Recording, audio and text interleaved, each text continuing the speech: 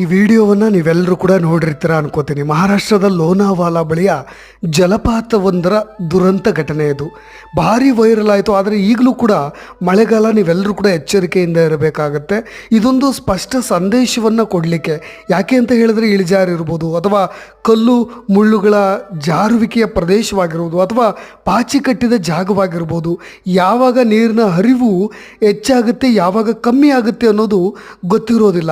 ಈ ದೃಶ್ಯವನ್ನು ನಿಮಗೆ ನೋಡಿದಾಗ ಸ್ಪಷ್ಟವಾಗಿ ಗೊತ್ತಾಗುತ್ತೆ. ಈ ಕ್ಷಣದಲ್ಲಿ ಯಾರೊಬ್ಬರು ಕೂಡ ಅತಿಯಾದ ಧೈರ್ಯವನ್ನು ಮಾಡಿ ನಿಮ್ಮನ್ನು ಕಾಪಾಡಲಿಕ್ಕೆ ಪ್ರಯತ್ನ ಪಡದೇ ಇರ್ಬೋದು, ಅಥವಾ ಕೆಲವೊಬ್ಬರು ಸಾಹಸಿಗರು ನಿಮ್ಮನ್ನು ಕಾಪಾಡಲೂಬಹುದು. ಆದರೆ ನಿಮ್ಮ ಎಚ್ಚರಿಕೆಯಿಂದ ನೀವು ಇರಬೇಕಾಗತ್ತೆ.